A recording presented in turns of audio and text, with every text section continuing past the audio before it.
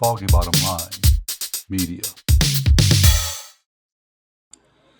Hello again, everybody. This is Stanton Scott with Foggy Bottom Line Media. Back at you with yet another episode of two crusty old combat soldiers with a microphone. Today we're going to continue our discussion of elections. We've got my co-host, Scott Konopasek. Hey, Scott. Good to see you. Who has spent the last 3 decades or so running elections in several different states. This guy knows what he's talking about, and we are going to continue talking about how to influence elections. A couple of weeks ago, we did an episode on some election 101 stuff, basics on how it works. Last week, we talked about that black box, inside the voting operations, inside the machines. Are they connected to the internet? Those kinds of things. What you'd have to do, if anything, to actually change the results of an election. And we concluded together that you really can't, at least not at the scale you'd have to do that to change the result. It's virtually impossible, if not actually impossible. And today we want to continue that discussion because we do understand that there are some ways to not change the results after the voting has happened, but there are some steps that people can take, officials, politicians, government, bad actors can take to sort of influence the way the voting goes and who is allowed to vote. And that's the way you really influence the results of an election, if that's your mission, if that's your goal to do that. So before we get started on that, though, I want to again thank you for tuning in. We posted a couple of clips on Instagram from last week's episode. One of those got 30,000 views, which is awesome. We appreciate you guys checking that out. We got a few comments, and we appreciate those too. We always want to hear from viewers about what you think about it. Some of those comments were less than polite, but we're a couple of crusty old combat soldiers, so it's not like no one's ever called me a blankety blank before, right? So Absolutely. been there, done that, and we've got thick skin, so bring it. But we're not going to get into pissing contests with people who just want to call people a liar. There's no value in that. We do want a conversation, so let us know what you think, and we'd be happy to have a back and forth. But we're not going to get down in those weeds. We're just not going to do it. So don't forget to subscribe on the YouTube channel. Check us out on the other platforms. And here we go, Scott. So we've sort of figured out, like I just said, that you can't really fix this stuff after the voting's happened. So if you want to make sure your guy wins, you have to do some things before it happens. And, of course, the first part of that is just campaigning, right? We have these campaigns. Right. And there's, I've run 2 of them. You've run 1 of them. And, the way campaigns goes, you get out there, there's negative ads. What are some other things that you think campaigns can do to try to influence? Obviously, I'm going to talk about how great I am and how awful my opponent is, but what else can you do on the campaign? Yeah, well, campaigning is really trying to persuade voters to select a specific candidate or position on a ballot so that when they go vote, that's how they'll vote, and their votes will be counted and the outcome determined based upon who did the best job of persuading voters. Now, that process of persuading sometimes can be a little ugly, can be a little harsh. Negative ads, name calling, telling lies, misrepresenting positions, misrepresenting other candidates. Those are things that happen. And those aren't election fraud, even though they might be a little bit distasteful. That's just part of the political campaigning down and dirty process. Right. Really, people should kind of tone down the lies and misinformation and things that they do while they're campaigning. But that's not what we're talking about when we talk about election fraud. Yeah, and I think, like I just said, you and I have both run campaigns. We've both been candidates. I was fortunate that the 2 campaigns I ran, I think yours was about the same, there wasn't a lot of that that invective, that, just lying about us, and we certainly weren't lying about our opponents, didn't need to. But You just make the case for yourself, and all that's before the election. During the voting, there's a couple of things, I guess, that we ought to just briefly mention. And I think you and I were talking in our sort of pre-production meeting about how these kinds of things have been captured and noted, and then the legal system took action. So new laws, and I'm talking about things like counterfeiting ballots, right? Yeah. Threat to a polling place. You threaten, calling a bomb threat at a polling place where the other guy's going to get 80% of the votes. And there's a lot of places like that in Virginia Right. where we know that, in parts of Henrico, I'm going to do better than a Republican as a Democrat. And parts of Hanover, the Republican's going to do better. So that would be one thing to do. So real quick, what are some of the laws that have changed, like with respect to stuffing ballot boxes and stuff like that? Just real quick. Yeah, well, because we've seen these things happen in the past, and because they've been caught, they've been detected, and they haven't been successful. Uh, you know, legislatures have passed laws and criminalized some of these things. So it's Mhm. against the law and punishable by fines and imprisonment to do some of these classic things.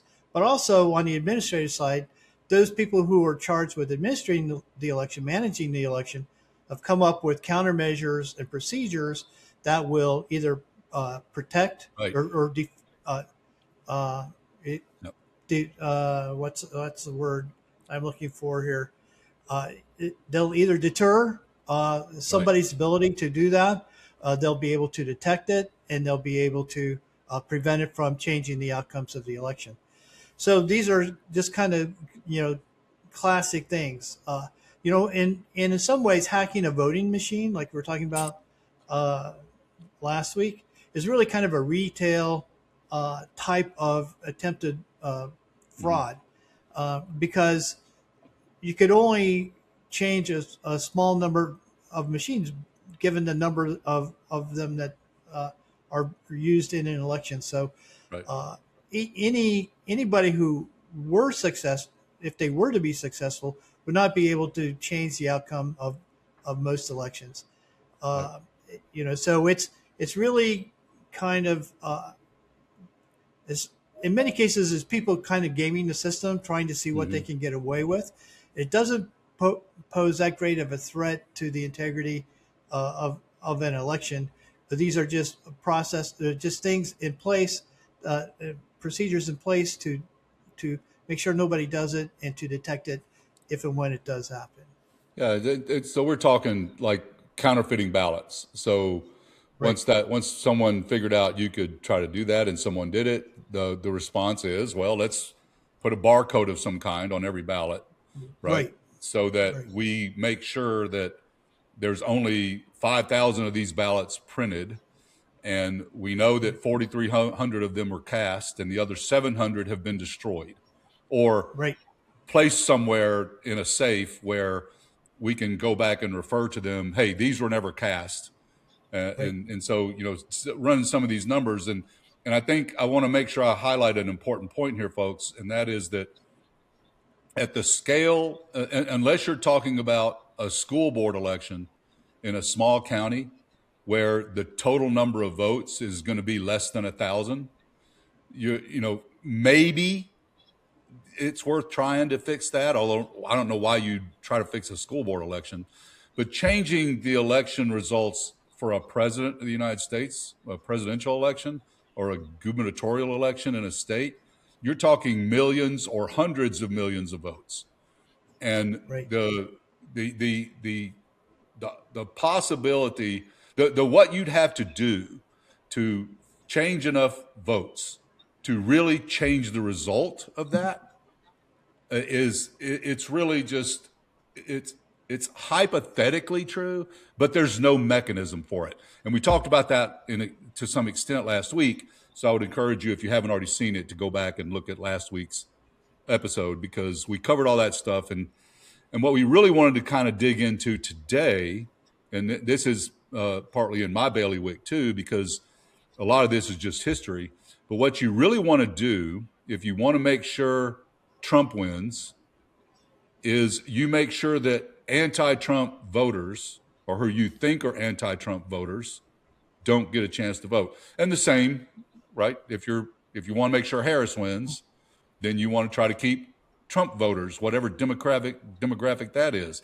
So you want to try to find, if you're Trump, you want to try to find a way to keep black people from voting, because they vote, what, 80% Democrat or 85%, maybe more, right? So if you can cut the percentages across the country in high black population areas like the city of Richmond, then you have a better chance of influencing that. So, now there's several ways of doing this. We talked a little bit before about Jim Crow and all those, but Scott, if you would run down a couple of the ways that you would go about this, if you wanted to try to make sure, let's say, just pick one, Trump. If you want to try to fix the election for Trump before the voting even starts, what kinds of things would you try to do? Well, first of all, I wouldn't try to do that, but I can tell you what things that I've seen other people try to do. One of the things, Atlanta, Fulton County, is Georgia, has been in the news a lot lately since the 2020 election, actually about election integrity.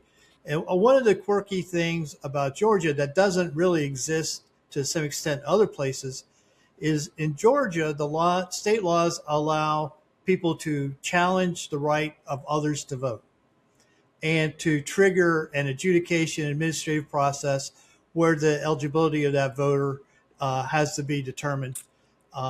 And the kind of the quirky thing about the law is it allows those challenges to be made en masse.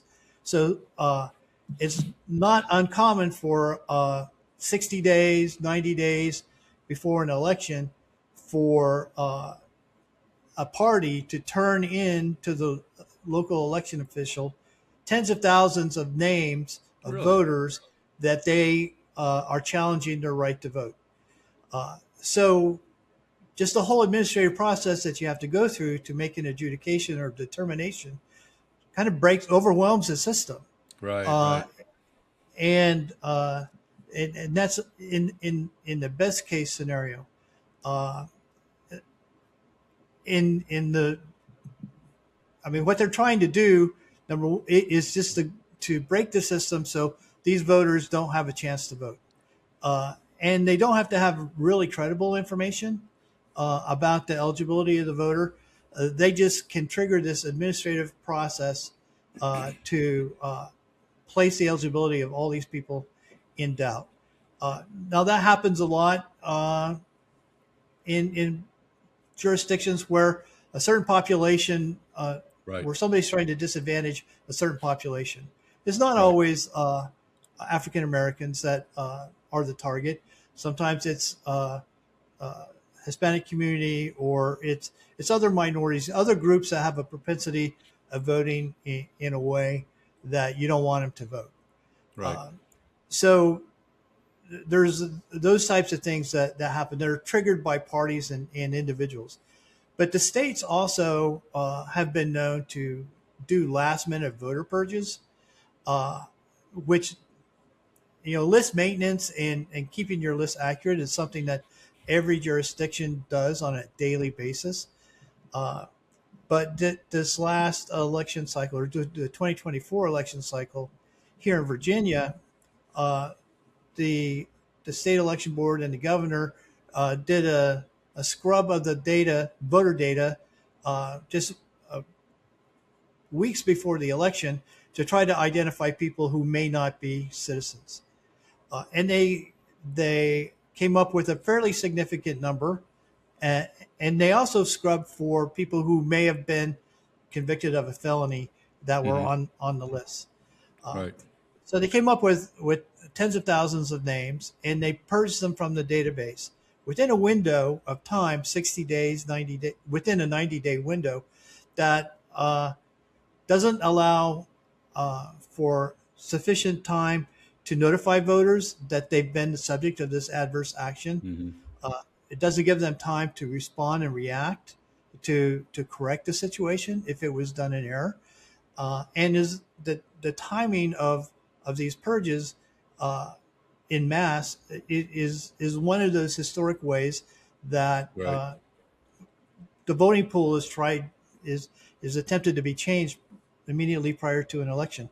Now, there Right. are federal laws. The Help America Vote Act says that these kinds of purges or wholesale uh, cancellations of voters can't happen within 90 days of an election Hmm. uh, to prevent this thing from happening. And also, laws lay out what the procedure is for challenging or Right. adversely affecting a person, canceling a person's right to vote. There are notification procedures and timelines and things that need to be met. Uh, so there are legitimate ways of doing this, but when it's done so close to the election that it doesn't allow for those mechanisms that due process to Hmm. occur, and really what we're talking about here is ensuring that there's due process for these voters who's being challenged, so that they can respond and prove their eligibility if that's what they need to do.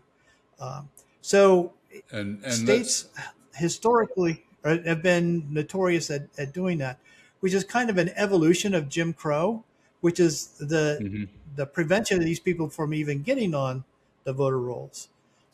Historically, we've had all kinds of requirements, literacy tests, poll taxes, grandfather clauses, things like that to prevent people from uh, even registering to vote. So the question of a right. purge doesn't come into play. And now with the SAVE Act, we're facing what I kind of call and think of as Jim Crow 2.0, where now the new qualification is documentary proof of citizenship Right. that will change the requirements for who can be an eligible voter or not. So these are the things that happen way out in front of an election that just put those barriers up right at the very front end. So you don't get into the question of voter challenges and voter purges. Well, you want to make sure that the voter rolls are clean, that it's an accurate database of who's actually eligible, right? And that's going to, human beings, they'll move from Virginia to Montana and not tell anybody, right? So now and then they register in Montana, and you would think, as technologically advanced as we are, that registration in Montana would somehow trigger pulling them off the Virginia roll, but that doesn't always happen.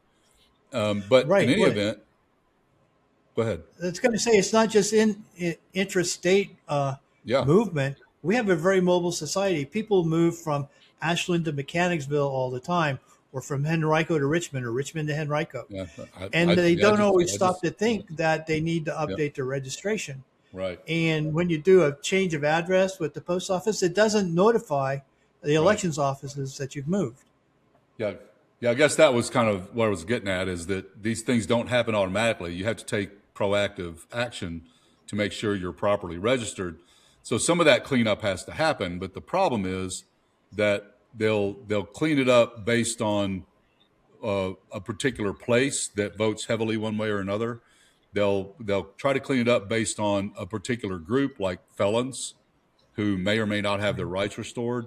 They may clean it up based on a demographic, like Hispanics or African Americans or poor white people, even, whatever it is.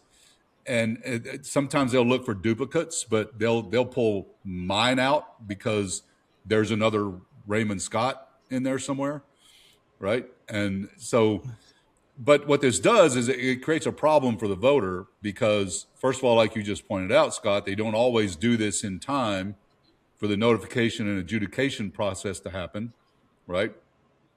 And even if they do, now I have to do something to fix it. Right. I have to go to an office or send them a document or something to fix it. And a lot of people either won't have time or they're just too busy working. Take they can't take the time off or do what needs to be done. And this is kind of the problem with the SAVE Act as well, because this creation of a new requirement, it really sounds good in theory, right? That you should have to be a citizen to vote. And yeah, you have to be a citizen to vote. No one disagrees with that. Nobody wants undocumented people or people who have green cards or aliens here on a tourist visa, whatever. Nobody wants non-citizens to vote. Nobody. Nobody's doing that in any kind of numbers. We know for sure from the data that the rare time when this does happen, it's almost always a plain mistake, and it's confined to the same number I could count on one hand in an election. I think I read the other day, Scott, that they've documented 44 cases of a non-citizen voting since like 1930 or something. Oh, I think the number is slightly more than that, but it's not a significant number. It's an infinitesimally small percentage of votes. And, what we're doing to try to solve this problem of non-citizens voting, which is really an insignificant number, we're jeopardizing the eligibility of 100% of Americans who are eligible to vote by adding new requirements and new hoops for them to jump through in order to maintain their right to vote. So it's an extremely high price to pay to solve a problem that arguably doesn't exist. Right. But it's really kind of appealing, especially since the arguments that have been made are very misleading. The arguments are that it's just showing voter ID, it's just showing ID. Everybody should have to show ID, right? That just sounds intuitive to everyone. And most states, more than half the states, already have that requirement. We have it here in Virginia. You have to show certain official types of identification in order to be able to vote. So the requirement, the actual requirement in the law isn't to show ID because that already exists. It's to show proof that you are a citizen, which is absolutely a new requirement. We talked about quite a bit a couple of weeks ago. So it's kind of a red herring to characterize the changes in the SAVE Act as just requiring ID. And why wouldn't you require ID? If you're against that, then you must be pro-fraud, right? That's kind of the argument that's being made. Well, and I've read the SAVE Act. It's actually not very long, folks, and I'll post something on the blog on Foggy Bottom Line about it because there are some problematic components to that. The bottom line is you have to demonstrate citizenship when you register to vote. Okay, and right now, when I register to vote, I have to sign in two different places. Affirming that I'm a citizen under penalty of perjury, which creates a criminal offense if I register to vote and lie about that, and then it doubles the criminal offense if I go and actually vote. Right? Yeah, that's the second crime. Yeah, there's a second crime, and what the right wing guys who are worried about this, besides just the data, doesn't show that it's a problem at all. But no one has yet come up with an example of a reason why an immigrant who's a non-citizen, much less an undocumented immigrant, would commit that crime just to vote one time in an election, right? Right. And I can tell you for sure that no organization, the Democratic Party, the Democratic Socialists, nobody is out there getting immigrants to register illegally in order to try to change the results of an election, because in the end, they don't even know who those immigrants are going to vote for. And it turns out that the assumption that Hispanics would vote for Democrats in 2024 was catastrophically wrong, right? So it's not as easy as you think, but this is a non-problem. And I'll talk about the SAVE Act specifically on the blog in a different forum. But the point here is that anytime you create a speed bump or an obstacle of some kind between the legal voter, the eligible voter, and actually casting that vote, then you have changed the results of an election, especially if you can target a particular group of people that happen to be against, you think that will vote against you, right? Right. Did I got that right? Yeah. Yeah, absolutely. And here's a little anecdote that just kind of, well, it's not an anecdote, it's a factual situation. that just came up in Alaska. So a family, an American Samoan family, U.S. passport holders living in Alaska, registered to vote and voted in Alaska elections. Now, they have a U.S. passport. They're born in American Samoa, but they're not U.S. citizens. For the way that the laws are written, the status of Samoa has not bequeathed them citizenship, although they're eligible to own a U.S. passport. And they had U.S. passports, but now they're being prosecuted for illegally voting. So we don't have very rational laws anyway about determining Right. citizenship. We don't have a database of who's a citizen and who's not. We could if we wanted to have national ID, but that's another discussion. Yeah, it is. Yeah, but all these allegations of non-citizens voting really don't add up to some Right. conspiracy or some organized attempt to influence elections. This Samoan family thought they were doing everything right. Yeah. They have a Yeah. U.S. Yeah. passport. And under the SAVE Act, that's one of the forms of ID that would be acceptable. That's I right. guess unless you're an American Samoan. Right.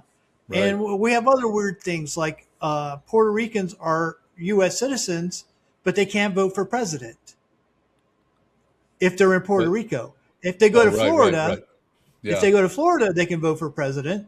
But if they're still in Puerto Rico, they can't vote for president. No, So we have a lot of these weird things, these speed bumps, as you call them, or just things with unintended consequences that really need to be filtered through before we right. start getting really crazy about adding new requirements to people's eligibility to vote. And before we move on away from the SAVE Act, I think there's a couple of things in the law that are problematic. One is that it really doesn't address what to do about people who are already registered. So Right. it doesn't. I don't know if this thing passes. Would I have to go register again and show my passport or proof of citizenship? And it's also there's a requirement, and this is going to cause problems because for first-time voters who register by mail, they have to show proof of citizenship the first time they go vote. And I can guarantee you that's going to cost some people some votes because they're just going to forget to take their passport along. And they're Right. going to get to the polling place, forget to take it. It also means they can't vote by mail the first time, right? Right. And then finally, of course, and everyone's talked about this, is what about women who got married and changed their name? You know, my wife took my name, right? But her birth certificate doesn't say that name. Right. And you're going to have some subset of people whose birth certificate and even passport has a different name than their driver's license, Right. right? They're not going to match, and that's going to cause their votes to get kicked back. What I wonder as a political scientist, because political scientists use that word scientist a little bit loosely, but what I wonder about is who is this really going to affect? And I think the folks who are doing this, that honestly, there's some people out there who really believe this is a problem that needs to be resolved, that needs to be solved. It's not, but they think it is. They've got good intentions, good for them. But there's some people out there who are doing this because they think there's a subset of poor people, especially minority groups, who won't have easy access to those documents and will miss at least one cycle of voting because of that. And so it's voter suppression of a sort. But I wonder if they're right about that, because the women who are going to be kept from voting because of this name change thing, they might skew more conservative, don't you think? Maybe. Yeah, it's really hard to know. And well, let's get political science nerdy for a second. So I love it. the federal legislation and the SAVE Act specifically is very kind of vague. Doesn't say how to do it. It just says what the requirements are. So what that means practically is under the 10th Amendment, of the Constitution, states get to decide how to implement it. And Right. we have some insights about how it might be implemented, which have kind of raised these issues that we've been talking about. Because some states have already passed or have proposed legislation that's being considered that implements this in their Oh, state. really? And in some of Okay. those states, it does reset everybody's registration, and everybody has Mm. to provide that proof of citizenship. Some of these versions of the laws stipulate how women who've changed their name have to prove that they're the same person that's on their birth certificate. Yeah. So we get a little bit of insight about how this might be Hmm. implemented, and it's really going to be on a state by state basis, which is Right. also kind of uh, problematic in the minds of anyone who wants uniformity or Right. standardization across our electoral system, because Sure. states get to decide how they're going to do it. They get to decide how restricted they're going to be. Some states are going to target different populations, make it more difficult for some Hmm. populations than others to meet whatever the new requirements are. But that's kind of like, you've heard the expression, the devil's in the details. Hmm. And, these are the kind of the devilish details that are not in the federal law, uh, that Right. are going to be left to the states, that make it really easy for proponents of the SAVE Act to make these simplistic arguments that Hmm. hey, it's just ID. You have to show an ID to do everything, Yeah. right? Right. Yeah. So That's, yeah. what's the big deal? And it really obfuscates what the real issues are and what the impact, potential impact, can be to eligible voters Right. of all Right. populations, let alone specific populations that will be more impacted. I think that we could touch really briefly on the gerrymandering thing, so I can make a quick point.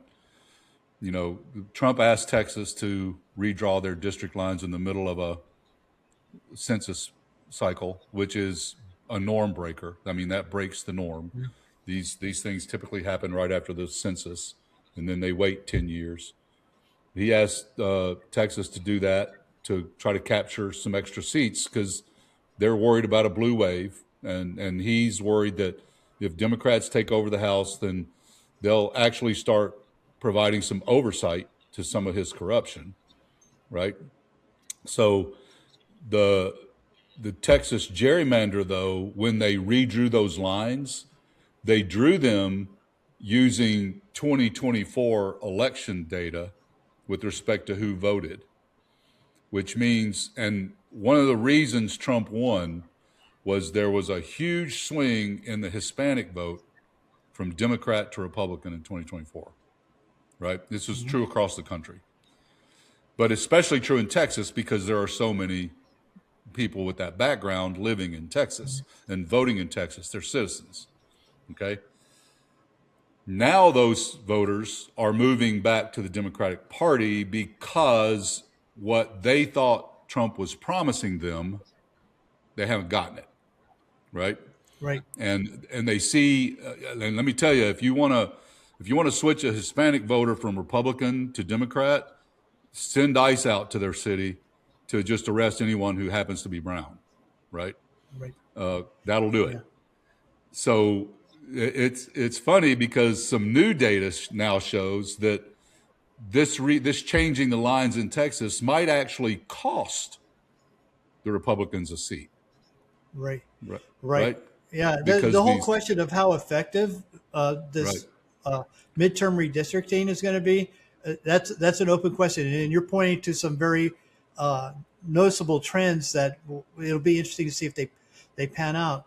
yeah. But coming back to Well, the well, just real the quick, my larger point was that when you make these changes, like the Save Act and this redistricting stuff, it's really hard to know in advance what effect that's going to have. Right? That was kind of my right. point because Yeah. demographics change, people change. We don't know who will actually decide that it's worth it to vote to go demonstrate citizenship and re-register in the states where you have to do that. So sorry to interrupt you, but I wanted to make sure that the Yeah. point is that some of this stuff, it's really hard to know exactly what effect it's going to have, right? But go ahead, Right. sorry. Yeah. So the point I was going to make is this redistricting is just another way of choosing voters or Yeah, excluding voters.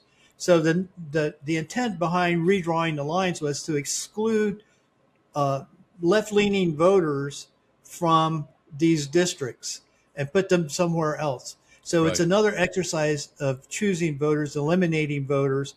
It is not right, any different than any of the other things that we've been talking about that uh, uh, eliminate who's eligible to vote. Uh, they're still eligible to vote in an election, but not necessarily where they've been assigned to vote. So it's all interrelated. And it's all part of this larger scheme of trying to control the outcome of an election by controlling the composition of the electorate.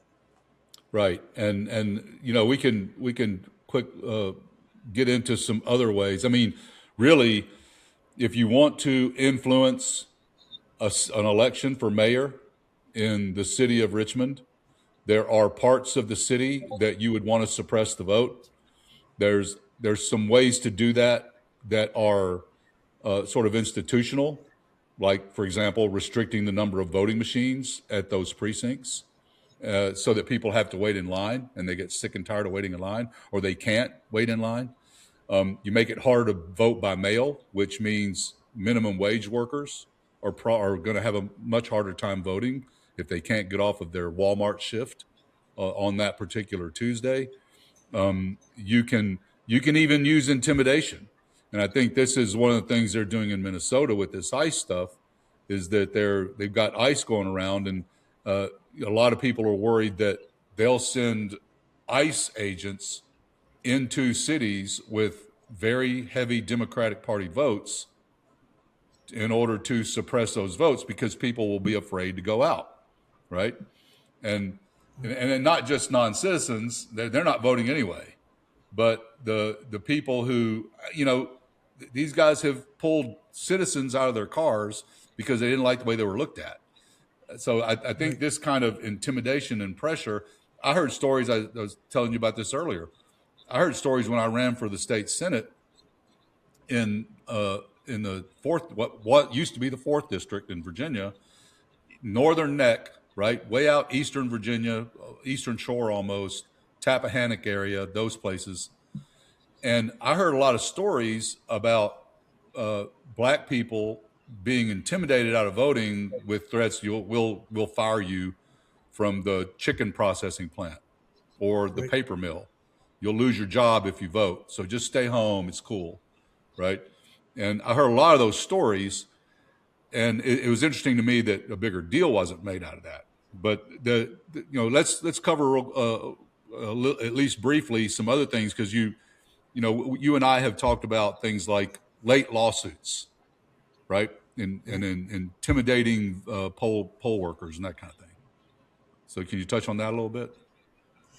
Yeah, yeah. So there's uh, another phenomenon that really concerns me in terms of uh, people's confidence in the elections that I never thought I would really be worried about, and that is the legitimacy of our whole system, of the fundamental principles behind our democracy are being Right, challenged, and they're being challenged in a broad number of ways. I saw signs of in 2015 that there was a movement by a certain candidate that was saying that if I don't win, I'm not sure I'm going to accept the results of the election because the election is only legitimate if I win. And so that was 2015, 2016, and it was already percolating out there. yeah, It was not much of a threat, and it really didn't, because that candidate won in 2016. There was no follow through on those threats of not accepting right, election results. Now that changed in 2020. Uh, uh, the losing candidate uh, tried to say I didn't lose. And Right. normally I would have expected the American public to say, hey, we have a set of rules. We played by the rules. You lost the game. Uh, you know, just like in any sport, uh, you know, you're disappointed if you lose, but you don't blame the refs. You don't kill the refs. You don't chase the NFL owners around. You know, you don't blame other people. Uh, but that's kind of what happened. And what's been amazing to me and of great concern to me is how many Americans have gone for that, have Yeah. have bought into that the election's not legitimate because this one candidate didn't win in one election. Uh, and there's a whole lot of things being done, uh, have been done after 2020 to undermine the integrity of people's trust in the election. You know, accusations of cheating, lawsuits, frivolous lawsuits, elections not being certified, election officials being threatened, and physical harm, and you know, poll workers being threatened, and we're starting to see, you know, 10 years after the fact here, we're starting to see some of the long-term structural Hmm. damage that's caused. We have a huge turnover in election workers. We have a huge turnover in terms of the people who administer elections. You know, we've had a brain drain and an experience drain, and we have more and more untested, unseasoned people in positions of responsibility who are more likely to make mistakes Right. and create more situations that could be, you know, cast doubt on the election process. But it's not by accident. There's an intentional movement just to discredit uh, elections that don't go a certain way. So building up to the 2024 election, there was a lot of concern about political violence from the right if Yeah. Trump didn't win, and more lawsuits and more havoc and chaos if Trump didn't win. But it turned out that he won. So Well, everything got silent. It was that crickets. it So it must have always, worked. That election was a very good election. nothing wrong with Is that one. as good as you get. Yeah. I But will tell now, you that I will tell you that as I started looking at this stuff in preparation for this series, I did look into. There are some folks out there who claim that 2024 might have been stolen. Um, I won't go too far into what their claims are, but the basis of it seems to be somehow that Elon Musk used Starlink to do it. Scott, I even saw a YouTube video that basically said that it was a right winger who said that the fix was in, but Elon Musk saved the day, right? right, Which, okay. But what the yeah, tricky thing, though, the fun part here is, 2020, the Republican lost, then the Republicans go crazy, right? They got violent. January 6th was an effort to overthrow the government. right, That's all. That's what it was. 2024, the Republican wins, and it's the left saying, no, this could have been stolen. They're not violent about it, and they're not even very loud about it. There's just a right. couple of guys out there trying to run some numbers. I think their claims are specious. But interestingly, then think about this, folks. Who was president in 2020 or 2019 during that election campaign, 2019, 2020? Right. Who set up everything for that election? Who was president? Donald Trump. So if Donald Trump is president, his FBI, his Justice Department, the elections are run by the state, but it's his Federal Election Commission, right? If he allowed the Democrats to steal the election right out from under him while he's president, I mean, that tells you something. And it goes the other way too, because the liberals who think that 2024 may have been stolen, and before Scott educated me, I was kind of in the gray area of being one of those folks. Who was president in 2023 and 2024? a Democrat. So if Joe Biden let Trump steal the election out from under his FBI and his Justice Department and his Federal Election Committee, what does that tell you? It tells you these things aren't fixed. The way these elections are fixed is there's a couple of ways you can really change the outcome of an election. One is just plain misinformation, just plain out lying to people. You can lie to people about the candidates. You can lie to people about their policies. You can lie to people about when the election is. What was it, 2000 in Florida? There were all those posters on lampposts. You know, don't forget, vote on November 11th, and the election was on November 4th or something like that, right? Just lying about when it is. There intimidation tactics like big signs saying, you know, if there's a warrant out for your arrest, you could be taken, you could be arrested when you vote, right? Okay. That kind of intimidation, putting police officers around a polling place, just standing there, because, you know, now someone who, I can think of a lot of ways that would suppress votes with people who aren't sure about their legal status, not citizenship, but, you know, do I have a warrant out for me because my ex-wife has been telling lies, whatever, right? There's a lot of ways this could be done. A lot of people worry about ICE going down this road, right? And I think that, you know, I want to let you chat a little bit. We're up over 45 minutes, so we're coming up on the time we like to do these. But Scott, I want to give you a chance really to kind of close this out and summarize it, because the core problem here is the one you just raised.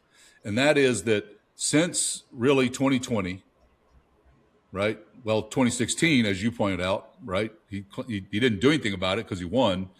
But since 2016, the right wing in this country has worked very hard to create the conditions where Americans aren't sure about this. So can you speak to that a little bit? Yeah. So let me just back up just a second. So in 2000, because of the Florida election and the Supreme Court's decision to stop the recount, half the country thought the election was stolen. And the people whose candidate didn't win happened to be Democrats and progressives. So for 2 election cycles after that, it was the liberals and progressives that were bringing up all these questions about the legitimacy of voting machines, of election laws, the people administering the elections. And they were the ones who raised all the issues that we've been hearing nonstop since 2020. Now, when Obama got elected, the progressives and the Democrats kind of dropped that whole narrative, and it went silent for 8 years. But now it's picked back up again after 2020. And the common thread here is that people don't like their candidates to lose. And one of the temptations is to challenge the system if things don't go their way. Throughout most of our history, you know, we've gone through cycles like this, but Americans have put on their big boy pants and said, okay, we just have to do better next time.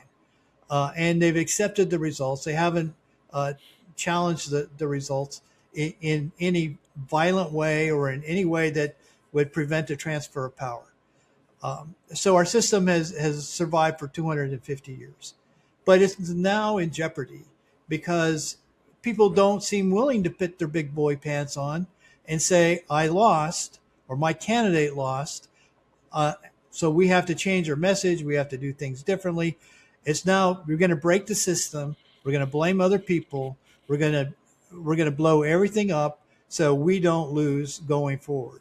Right. And we're seeing a lot of, that's kind of simplistic and a little bit dire prognosis, but we're really seeing play out, at least in my mind, all the things that would need to happen to create a situation where Americans and the rest of the world, candidly, lost complete trust and confidence in the legitimacy of our elections and in our regimes, in our government. So this is a serious thing. Now, all these tactics, the things that we've been talking about, can influence the outcome of elections. So far, we haven't really identified anything that would change the outcome of an election.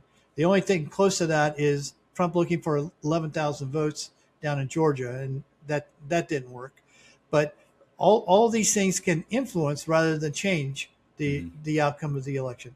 So, hope is not lost. Americans can understand what's going on. They can make their decisions about how to vote, if they vote, and if they get their friends to vote. So there's a lot of decisions that individuals will make that will determine how great an influence all these tactics and attempts will be going forward in the 2026 election and the 2028 election. So I guess my final comment would be to our listeners: make sure you're making good decisions about what you do, how you vote, if you vote. Well, first of all, if you vote. Second, how you vote, and then influence those in your sphere to do the same thing, to decide to resolve the vote and to thoughtfully and not emotionally vote, because these things are out there as influences, but they're not predetermining the outcome of the election. It's going to be individual voters collectively that determine the outcome of elections. So I guess what I'm saying is take heart. The die's not cast. It's just we're just seeing that the pieces being moved around on the chessboard. I think, you talk about putting on your big boy pants, and folks, Al Gore arguably had a far better case that the 2000 election was stolen from him by the Supreme Court than Donald Trump ever had, or Kamala Harris ever had. Right. And I could, if you want to ask me for more in the comments, I'd be happy to run that down for you. But there were a lot of problems and issues there. But what did Al Gore do? He took a look at it and he said, this is the way the system works. And under the system, the way the rules are set up right now, this is the result. And so I'm going to support President Bush. I'm not going to make a big stink about it. And this is about the shared understandings we all have, these shared normative understandings about what right looks like, right? This is the way things ought to be. When you lose an election, you say, okay, I'll do better next time. You suck it up and you go do better next time. You get a better candidate. You run a better campaign. You fix the institutional and technical problems like these punch-through ballots that contributed to the problem. But you don't scream and whine like a 2-year-old who didn't get the flavor ice cream they wanted. And that's what Trump sounds like all the time. Sounded like it last night, right? So it's Wednesday morning. The State of the Union was last night, and there's a lot to talk about there too. But folks, I guess I'll just close with this. And that is that if I really wanted to influence the outcome of an election, I'm not going to do it after the ballots are cast. I can't. It's not possible to do that. And the scale of the changes and the cheating I would have to do to make that happen, it's the possibility is so close to zero that it might as well be zero. And Scott will tell you it is actually zero. But you can influence the results of an election before it starts by keeping the guy you don't like and who doesn't like you from voting. This has been true in this country our entire history. And that's the way it's done. So when you talk to your friends, when you decide whether you're going to vote, when you decide who you're going to vote for, when you talk to your friends and try to organize them to do the same, hey, we all got to go vote, right? Then also understand that these suppression tactics, you have to fight those too. So if the SAVE Act makes it harder for you to vote, do the paperwork. Go do it. Because the big guys, these folks that are running this country, and I'm not going to blame either side for this, because honestly, there's a little bit of corporate friendliness on both sides that I'd like to change, right? But they have an interest in making sure you're not paying attention to this. They have an interest in making sure that you just get up and get ready for work and take your kids to school and then come home and make dinner and watch the Tonight Show and go to bed. And then they can do anything they want because you're not paying attention. So we got to pay attention. And we have to uphold these norms like Al Gore did, as painful as that must have been for him. You have to uphold these norms like Hillary Clinton did, as painful as that must have been for her. Donald Trump is trying to break them all. And if we don't stop him, he's going to get a chance to do that. So one more time, final thoughts, Scott? You're the election guru. No, I think I've vented quite a bit. I will just come back to the positive again, that we are in control of what happens going forward as individuals. And we have our influence with those around us. And we can influence also the elections in the way that we think it ought to go. We haven't surrendered the steering wheel yet. So call to action, make sure you vote, make sure your friends vote, make sure that people cast informed votes. And volunteer to be a poll worker.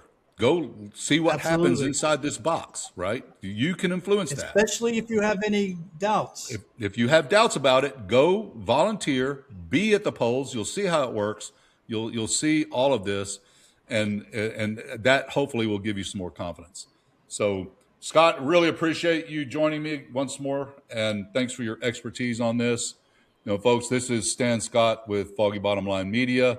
One more episode of Two Crusty Old Combat Soldiers with a Microphone is in the can. Thanks to my co-host, Scott Konopasek. And thank you for your expertise, Scott, for joining me. Thanks to all of you for listening. Thanks for subscribing. You can start. I'm probably going to start doing some live shows. I can go live on YouTube now, so I'm probably going to start doing some live stuff. So keep an eye out for us.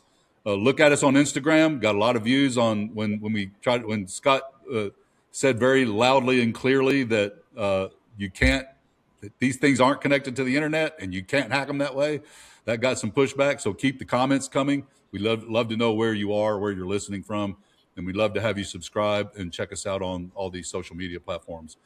The main website is www.foggybottomline.com, and YouTube is at Foggy Bottom Line Media, at Foggy Bottom Line for just about everything else. So thank you once more, Scott. Appreciate you joining me, sir. Hope you have a good afternoon, and we will see you next week. Carry on, everyone. This is Stan Scott with Foggy Bottom Line Media, and we're out here.